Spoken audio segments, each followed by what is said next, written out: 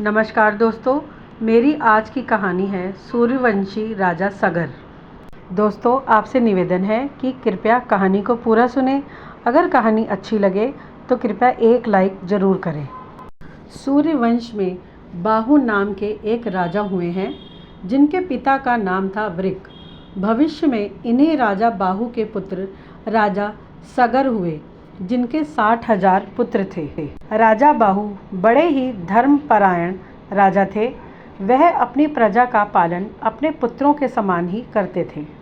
वह हमेशा पापियों और विद्रोहियों को उचित दंड देते थे। उनके राज्य में अन्न और वस्त्र आदि की कोई कमी नहीं थी, इसलिए सारी प्रजा भी सुखपूर्वक निवास करती थी। लेकिन एक समय ऐसा भी आया कि राजा बाहु के मन में अहंकार उत्पन्न हो गया और वह सोचने लगे कि इस पूरी पृथ्वी पर मेरे जैसा शूरवीर राजा कोई और नहीं है। मैंने अपने सभी शत्रुओं को जीत लिया है, इसलिए मेरे राज्य में हर ओर केवल सुख और शांति ही है। मुझे समस्त वेद शास्त्रों और धर्म ग्रंथों का पूर्ण ज्ञान है। अब भला मुझसे बढ़कर इस संसार में दूसरा कौन है जो मेरी बराबरी कर सके। दोस्तों, जब मनुष्य स्वयं को सबसे श्रेष्ठ और अच्छा मानने लगता है तो उसे दूसरों में हमेशा दोष ही दिखने लगते हैं, और जो दूसरों में दोष देखते हैं तो उनकी वाणी भी दूसरों के प्रति काफ़ी कठोर हो जाती है, और ऐसे व्यक्ति के सभी प्रियजन, पुत्र तथा भाई बंधु भी उसके शत्रु ही बन जाते हैं। इसीलिए जो मनुष्य अपने मित्र, संतान, ग्रह, धन धान्य आदि की हानि ना देखना चाहता हो, ऐसे व्यक्ति को कभी भी अहंकार नहीं करना चाहिए। इसी प्रकार राजा बाहु के मन में जब अहंकार की भावना प्रबल हो गई तो वह अत्यंत ही उद्दंड हो गए, और इसी के परिणाम स्वरूप उनके बहुत सारे शत्रु बन गए।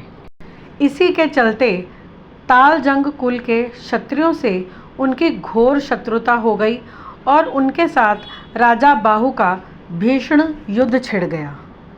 युद्ध में राजा बाहु परास्त हो गए और फिर दुखी होकर अपनी दोनों पत्नियों के साथ वन की ओर चले गए।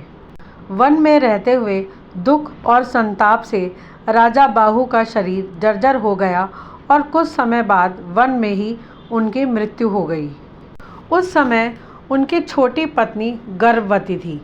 पति के गुजर जाने से वह बहुत दुखी हो गई और उन्होंने पति के साथ ही सती होने का निश्चय कर लिया। उस स्थान से कुछ ही दूरी पर औरव नामक एक महातेजस्वी मुनि का आश्रम था। महर्षि औरव परम तेजस्वी थे और उन्हें तीनों कालों का ज्ञान था। जब उन्होंने अपने ध्यान समाधि में राजा बाहु की पतिव्रता और धर्मपरायण पत्नी को अपने पति के साथ इस प्रकार सती होते हुए देखा तो उन्होंने उसको वहीं रोक दिया और कहा, हे देवी, रुक जाओ, तुम यह क्या कर रही हो? तुम्हारे गर्भ में तो शत्रुओं का नाश करने वाला चक्रवर्ती बालक पल रहा है, इसलिए तुम इस प्रकार सती होने का साहस मत करो। और वैसे भी शास्त्रों में किसी भी गर्भवती स्त्री के सती होने को निषेध माना जाता है, इसलिए तुम्हें अपनी इच्छा से सती होने पर अपने गर्भ में पल रहे शिशु की हत्या करने का कोई अधिकार नहीं है, इसलिए तुम्हें यह पाप नहीं करना चाहिए। मुनि के इस प्रकार समझाने पर रानी उनकी बात मान गई और फिर दोनों रानियों ने मिलकर पूर्ण विधि विधान से पति का अंतिम संस्कार कर दिया। उसके बाद महर्षि औरव के आग्रह पर ही वे दोनों उनके आश्रम में ही रहने लगीं।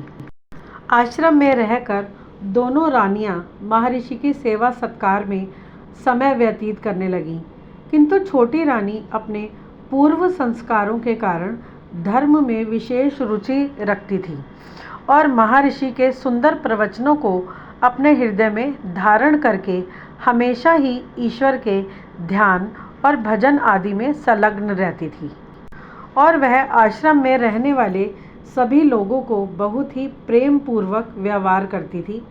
इसलिए आश्रम में रहने वाले दूसरे लोग भी छोटी रानी को विशेष आदर सत्कार देते थे। यह देखकर बड़ी रानी के मन में छोटी रानी के प्रति ईर्ष्या का भाव उत्पन्न हो गया। एक दिन बड़ी रानी ने छोटी रानी को भोजन में विष मिलाकर दे दिया, परंतु ईश्वर की कृपा से छोटी रानी पर और उसके गर्भ में पल रहे शिशु पर भी उस जहर का कोई प्रभाव नहीं हुआ। कुछ समय बाद छोटी रानी ने एक सुंदर पुत्र को जन्म दिया। ऋषि औरव ने उस बालक का नाम सागर रखा। सागर की माता ने अपने पुत्र को बहुत ही प्रेम पूर्वक भले संस्कार देकर उसका पालन पोषण किया। जब वह बालक कुछ बड़ा हो गया तो ऋषि औरव ने उसका यज्ञोपवीत संस्कार किया तथा उसको शास्त्रों के अध्ययन के साथ साथ शस्त्रों की शिक्षा भी दी। औरव मुनि से शिक्षा पाकर बालक सागर बहुत ही बुद्धिमान, बलवान और धर्मात्मा पुरुष बन गया। एक दिन सागर ने अपनी माता से अपने पिता के बारे में जानना चाहा। उसकी माता ने उसे सारा वृतांत कह सुनाया कि किस प्रकार सागर के पिता शत्रु से हारकर वन में आए और वहाँ औरव मुनि के आश्रम में सागर का जन्म हुआ। अपनी माता से यह सब जानकर सागर को बहुत क्रोध आया और उसने अपनी माता के सामने प्रतिज्ञा ली कि वह अपने पिता के शत्रुओं का नाश कर देगा और अपना खोया हुआ राज्य भी वापस लेगा। तब सागर ने अपनी माता से आज्ञा लेने के बाद और ऋषि औरव से भी आशीर्वाद लेने के बाद वहाँ से प्रस्थान किया और अपने कुल गुरु महर्षि वशिष्ठ के पास पहुंचकर उन्हें अपना परिचय दिया। महर्षि वशिष्ठ उन्हें देखकर बहुत ही प्रसन्न हुए। तब महर्षि वशिष्ठ ने राजकुमार सागर को विभिन्न प्रकार के दिव्य अस्त्र शस्त्र प्रदान किए। इस प्रकार दिव्य अस्त्र शस्त्रों से सुसज्जित होकर तथा अपने कुल गुरु वशिष्ठ जी से आज्ञा लेकर राजकुमार सागर ने अपने शत्रुओं पर आक्रमण कर दिया। उनके आक्रमण से डरकर शक, यवन तथा अन्य बहुत से राजा अपने प्राण बचाने के लिए ऋषि वशिष्ठ की शरण में जा पहुँचे। ऋषि वशिष्ठ ने राजकुमार सागर से उन सभी राजाओं को प्राण दान देने के लिए कहा और राजकुमार सागर ने ऋषि वशिष्ठ की बात मानकर उन सभी राजाओं को क्षमा कर दिया।